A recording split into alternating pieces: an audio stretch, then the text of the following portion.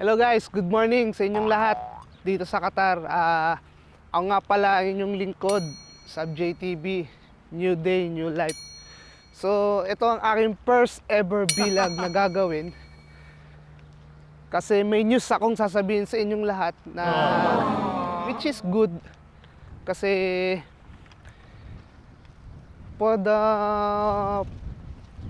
sa mga di nakakaalam na 4 years na akong nag-abroad dito sa Qatar. So, yung unang 2 years ko is gusto ko sana umuwi. Kaso nga lang, hindi ako na-aprobahan kasi nagkaroon ng pandemic.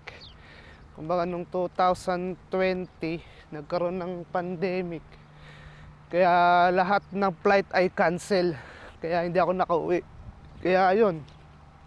Tapos, 2020 hanggang 23, nakalipat ako ng company ngayon. Dahil nga lumipat ako ng company at meron akong pinirmahan na bagong kontrata, hindi rin ako naka-uwi kaagad. Kasi kailangan kong i-fulfill muna yung 2 years na contract ko na pinirmahan para makauwi ako. Ngayon, fast forward 2023, yun, na-aprobahan na ng aking company. Kaya guys, ngayon ay uuwi na ako ngayong araw.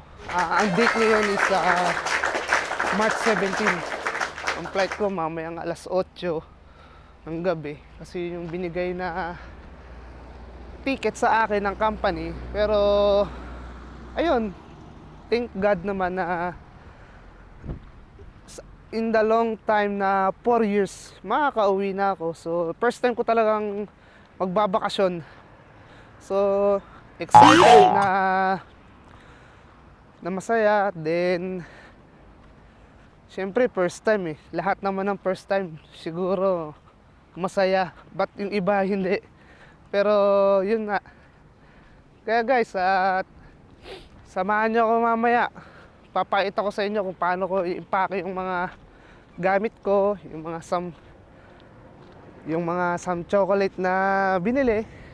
Hindi naman karamihan kasi hindi na masyado sa mga chocolate yung family ko. So, it's a small gift lang. So, ayun.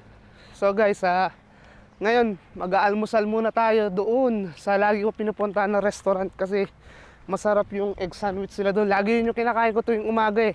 Egg sandwich at saka tea or sa ibang salita is chai. Kaya pasensya na guys kung medyo nakasingkit ako kasi medyo mainit na ngayon dito.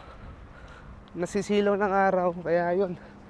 So guys, tara, punta tayo doon sa restaurant na yan. Ayun, malapit na tayo sa aking lagi pinupatang restaurant. Yan, yung last restaurant na yan. Kasi lagi na kami napunta rito ng kasama ko dati. Kaya yun. So guys, tara. Tara guys, order tayo. Tara, pasok tayo sa loob. Hello boss, good morning. How are you? Good. Kapain, makalaw ka. Lagi yan, lagi kong kumakain dito yan. Yan ang pinaka namin, lagi namin ino-orderan. Itong restaurant na to, yan. Meron silang mga samusa. Ano yan, pritong deep fry siya na merong gulay, patatas, green peas. Also this one. Check. Kumbaga parang empanada. Ito naman parang maha sa atin, matamis siya. Pero orange yung kulay kasi nilalagyan nilang food coloring.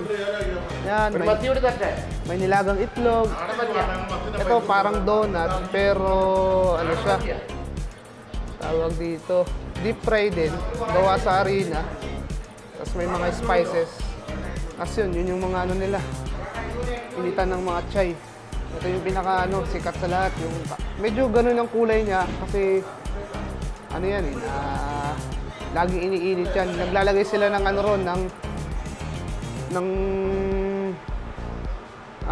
tawag dito yung chai leaves, tea leaves.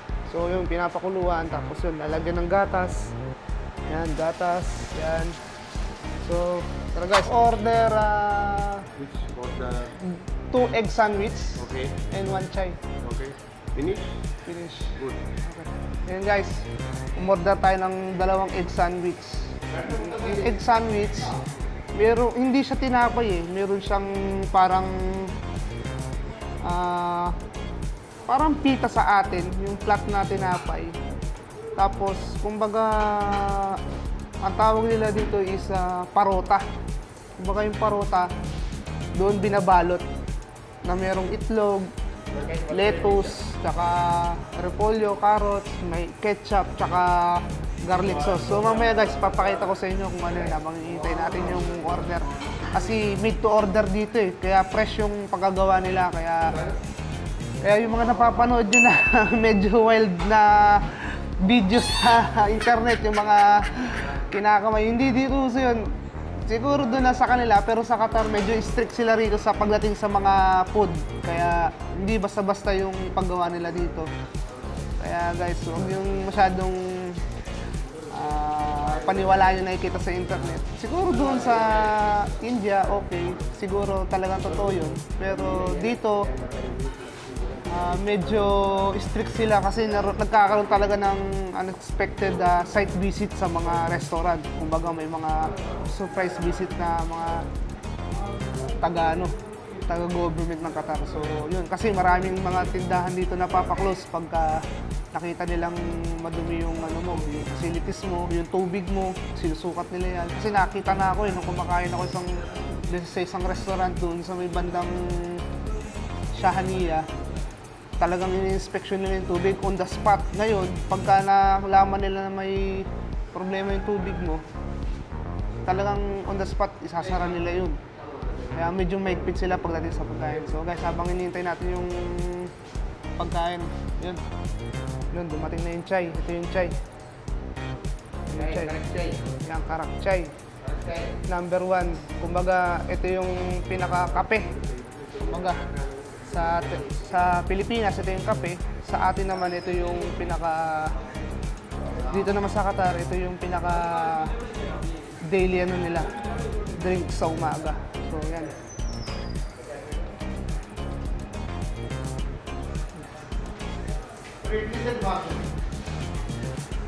Tara guys, chai.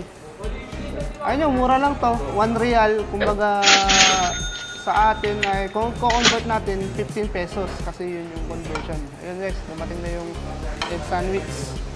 Yan. Egg sandwich. See? Maganda ang pagkabalot, di ba? Kaya nung una na rin ako, curious din ako sa mga ibang luto rito. Yan. Kita nyo. Sarap yan. Lagi ko itong binibili. Kasi healthy din siya, tinapay. Kumbaga, yung mga gusto mag-diet dyan, iwas rice, oh. Yan, meron siyang yan, itlog. Ito yung tinatawag na parota, guys. Para siyang gawa sa arena, tapos inilagyan ng konting mantika para maluto siya. Yan, yan yung egg. Egg at yan, may mga sibuyas, ketchup, tsaka boss! Can I ketchup, no? Ketchup. Requestan tayo ng konting ketchup, guys, kasi medyo, alam nyo na, mahilig tayo sa ketchup. Ayun. Thank you, brother. Yan, ketchup. Kaya sila tinatawag na bay, kumbaga sa Hindi, kasi bay, Hindi yun eh, Hindi language yun eh. Ibig sabihin ay kuya, or paggalang yun eh, paggalang sa nakakatanda. Kumbaga sa atin, kuya, sa kanila bay. Kumbaga yun yung way of respect para hindi sila ma-insulto. So guys, let's eat. Thank you, Lord. Sarap. Pagod ng ketchup.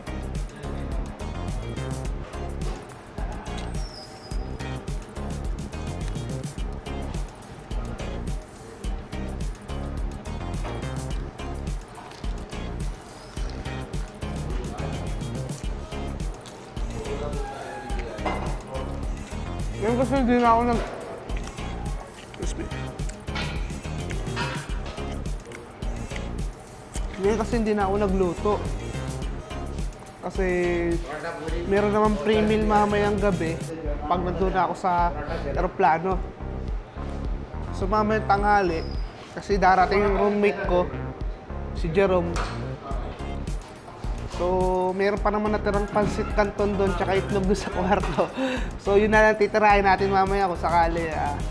Then papakita ko rin sa inyo yung pagbagahe ko mamaya. So, tingnan natin kung, kasi may limit lang 46 kg lang ang limit sa isang bagahe. Sa hand carry naman, 7 kg. Yun yung advice sa akin ng HR namin. So, yun. Kaya, guys, kain tayo ulit.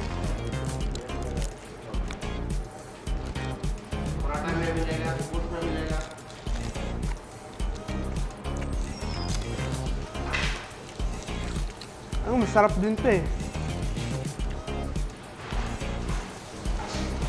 Tsaka lagi kami kumakain dito sa restaurant na to guys. Masarap yung ano nila, chicken barbecue. Yun yung laging binabalikan namin dito. Tsaka yung mga tao medyo approachable dito. So, onting tawag mo lang sa kanila. Kaya yun. Kaya lagi namin binabalik-balikan tong restaurant na to. Kasi malapit lang din sa aming tinitirhan, walking distance lang, siguro mga 5 minutes. Kaya, ang ginagawa namin minsan pagka kakain dito ng gabi, tatawagan na namin yung number. Bay, pwede bang magpa-reserve na kami ng dalawang chicken barbecue na may biryani? Yung biryani is yung rice yun, na merong ghee, may halong nuts, pasas yun. Medyo, ngayon guys, hindi ko na may papakita. Siguro pagbalik ko na lang, papakita ko sa inyo yung mga ibang pagkain na madalas kainin namin dito. So, guys.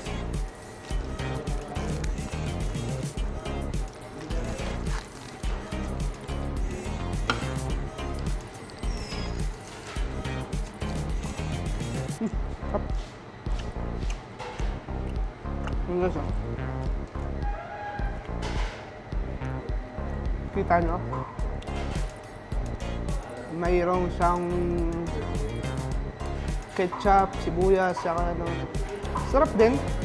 Kumaga rin siya kainin.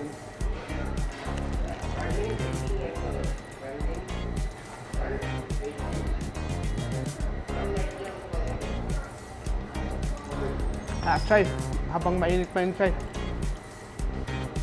Ganyan, nausok pa yung chay, oh. Uy, natapad.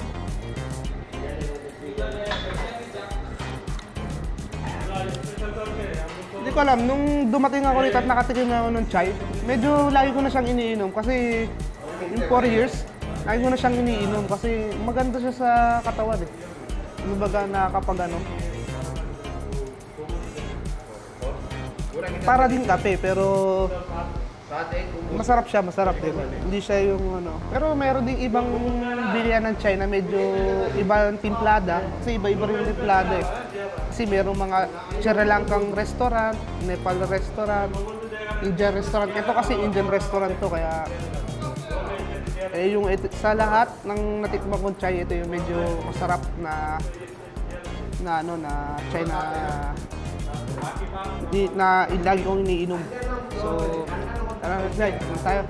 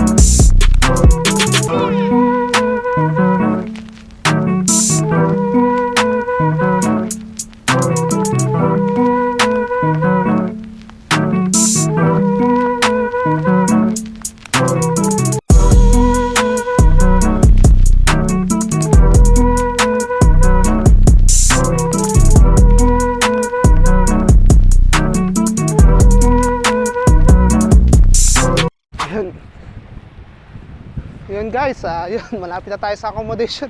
Medyo mahangin na mainit. So, yun. Kasi nasa kaligitnaan na ng transition ng ng summer at winter. So, kaya mahangin na mainit na siya ngayon. So guys, yan, malapit tayo sa accommodation. Kating, pahinga lang ng onte. Tapos, ayun, gawin na natin yung pag-impake natin dun sa sa ating gamit. Yun guys, time check is 10 AM na ng umaga. So yun, i-prepare na natin yung gamit natin. So yan, ito yung maleta. Yung maleta ko, ever since na dumating ako dito, ito yung maleta. Tagal na sa akin. Medyo nasa na siya, 4 years and 5 months. Sa Pinas pa to galing. So yun, tara, set up na natin.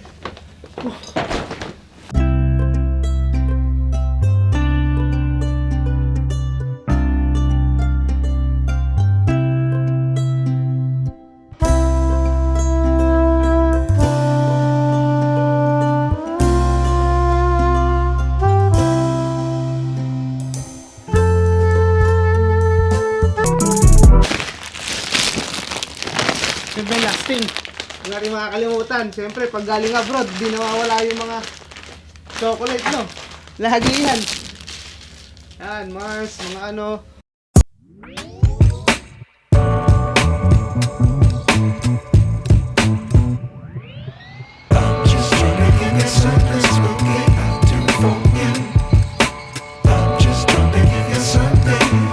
So, yun guys, papayat ako sa inyo kung ano yung naging resulta.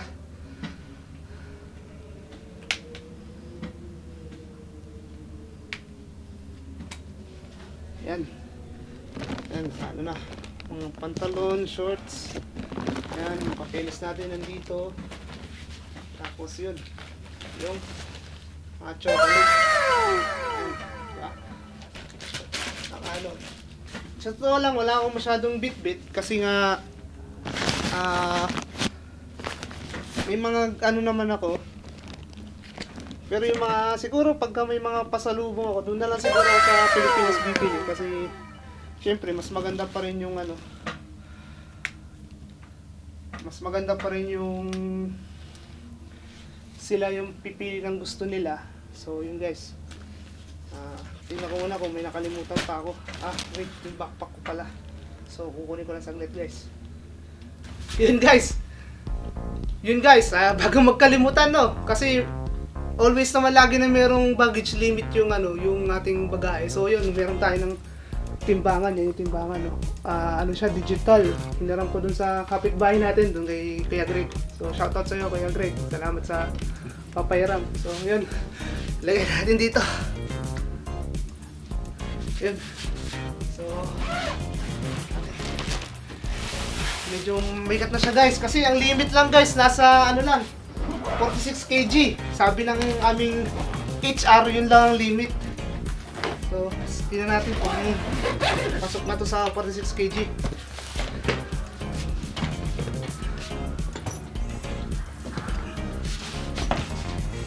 Sige, ganyan po mo. Ayan, yan guys.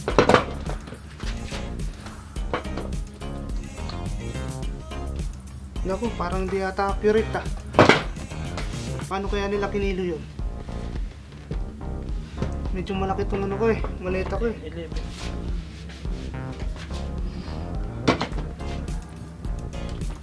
Wala, hindi makuha yung tamang sukat. 18. 18, parang hindi to 18 kg. Parang nasa, pakaramdam ko guys, parang nasa 30, mahigit na to Kasi walang masyadong okay na patungan. Paano kaya? Bad news guys, wala tayong masyadong nairam na timbangan, so mag-rely na lang tayo dito. Kasi ang limit naman kasi each baggage is 23 kg base sa ticket na binigay sa akin. So nung kinilo ko siya, double check ko nga.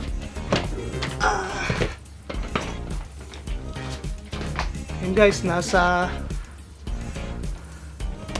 Nasa ano siya? 16 kg, 16.1. So okay na rin siya sa 16.1. So hindi na rin siya masyadong alanganin. So okay na, 16.1. Kung sakali man, so pagdating sa airport naging 20 kg, so pasok pa rin sa isang baggage. Kasi dalawang baggage ang Kasi wala rin daw masyadong bit-bit na gamit. Bala ko sana rin mag-bit-bit ng TV or bisikleta, kaso nga lang wala nang budget. So ito na lang muna, siguro susunod na pagbakasyon na lang, pagka nagkaroon ng extra makabili tayo. Kasi alam nyo guys, marami rin mga sale dito sa Qatar lalo na pag ganitong magra-Ramadan, talagang nagbabagsak sila ng mga price. Kasi yung mga gamit ng mga Qatari or mga lokal na tawag is nagpapalit sila ng gamit. So yun, parang kumbaga sa Western world, Black Friday. Kumbaga talagang bagsakan yung mga gadget, bike, pagkain, kahit anong product. So sana susunod na pagbakasyon natin, makachamba tayo ng ganun. So yun guys. At kaya nga pala, wag natin kalimutan yung mga passport natin. So kunin ko na yung passport ko. Guys, huwag natin kakalimutan yung aking, siyempre, plane ticket. Yan yung plane ticket. And then yung passport. Yan. Republika ng Pilipinas, no? Passport. So, yan. Yan yung kuya nyo. So, and then, siyempre, bago ka magbakasyon, ang lagi mong gagawin is yung mag-update ng OWA. Kung baga magpapa-update ka sa OWA dito sa kung saang bansa ka man naroon. Katulad dito sa Qatar, pupunta ka sa OWA Qatar to verify your contract kasi importante yon. Kasi bago ka bumalik ng Qatar, kailangan meron kang OAC, yung employment official. Ano ba yung meaning na yung ng OAC? Yung guys, sige, lagay ko na dyan kung ano yung lagay ko na lang rito kung ano yung meaning ng OAC. Kasi importante yun. Yun yung parang magiging resibo natin na itong si ganito, si Juan ay babalik sa Qatar at ito yung kanyang company. So meron tayo identification kung sakali man merong mga mangyari man, wag naman sana. So madaling matrace kung nasaan tayo. Kaya importante yun guys. Pagdating na sa Pilipinas, doon ko na lang makuha yung OAC ko. Kasi ngayon, hindi ako nakakuha rito sa Qatar kasi kailangan palang mag-appointment. Kailangan mag-appointment sa sa OWA Qatar. Yun na nga, medyo gahol na rin ako sa oras. Kaya sa Pilipinas ko na lang kukunin. Doon na lang ako mag-book. Okay guys, so maya-maya, siguro maliligo na ako and then kakain. And then let's see, mamaya, pakita ko sa inyo yung biyahe. Guys, liligo na tayo kasi time check is around 3 o'clock. So, liligo na tayo. So, let's go! Yun! Nakabihis na! So, nandiyan na rin yung driver natin. Kaya tara guys. First time. So, na. Kaya, yun. Nang get out outfit natin. Kaya, yan. So guys, baba ko muna yung maleta. Medyo mabigat. Yan o. Yan, thank you, Bards. Sige, ingat ko rin kayo. Yan, kasamahan natin yun, si Jan. Taga Mandaluyong. So, yun. Baba na tayo.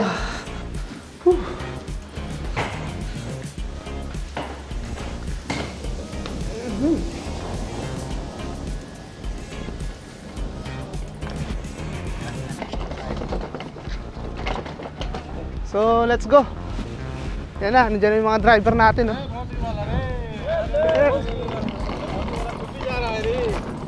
Yan. Bring one basket suit. Put that side. My name, Sunil. Sunil. छुट्टी जा रहा है Why hindi? No, hindi. I need language. no English. need language Habibi. Why you going to vacation? So, for reason. Yeah. Bring one t-shirt for gift. Tama, mga... Ito, si Nares, taga Nepal. Si Raj, taga India.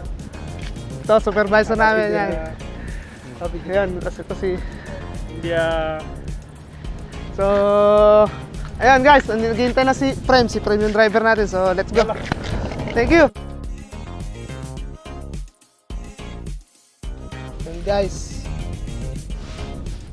Yun guys, biyahe na talaga. This is real na talaga. Nasa sakyan na tayo. Yun, siguro mga around 30 minutes ang biyahe natin papunta doon sa airport. So, sige guys, bigyan ko kayo ng mga b-roll ng lugar na. So, mga madadaanan natin. Kaya, let's go!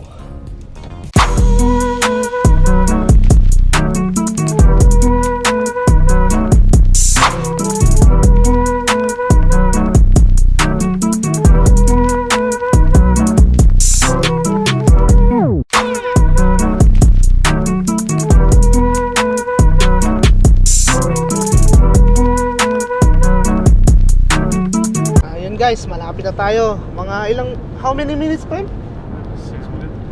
6 minutes? Ayun, mga 6 minutes. Nandun na kami sa airport, sa departure area. So, small update lang. Yan, yun pala yung aking driver, aming company driver na si Prem. Prem, say hi to the vlog. Ayun, siya yung parang pinaka-supervisor ng mga driver sa company namin. So, yun guys. Yun guys, nandito na tayo sa airport. Okay, bye-bye. Thank you, brother. Yeah. Ito. Medyo bigat yung ating bitbitin, medyo marami. 2 bagahe, isang backpack pa, isang maleta. So, yun. Dito tayo. So, let's go. Pasok na tayo sa airport.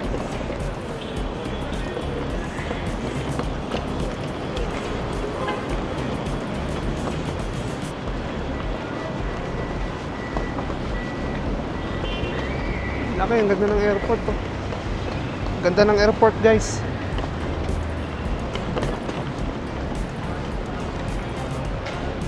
Allowed naman siguro mag-video sa loob kasi marami akong nakita sa YouTube na ano, mga nag-vlog. So allowed naman siya. Guys, this is it, pansit. Ito na yun.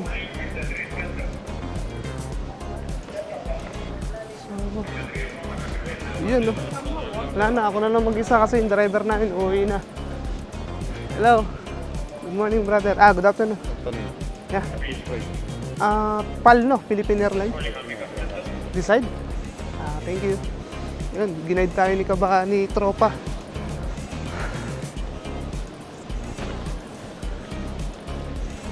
Pero magtanong tayo ulit kasi parang alangan ako eh. Tatanong tayo sa information. What you will ask me, I know that.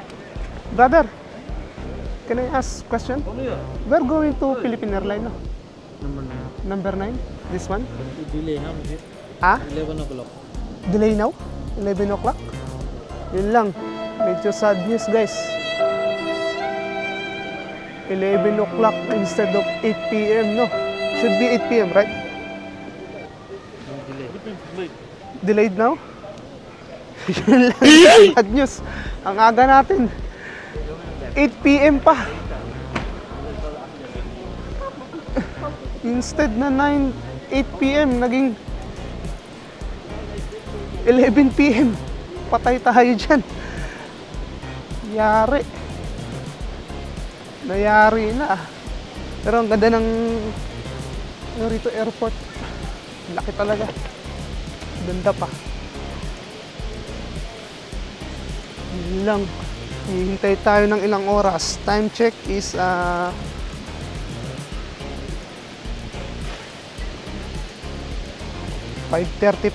So maghihintay tayo ng 1, 6, 7, 8, 9, 10, 11. 6 hours. 6 hours guys ang hihintayin natin kasi delayed. So problema to. Delayed tayo. Mismo yung information na nagsabi.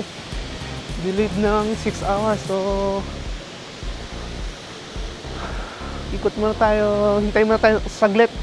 So tingnan natin, pakiramdaman muna natin yung yung mangyayari. Kaya saglit lang.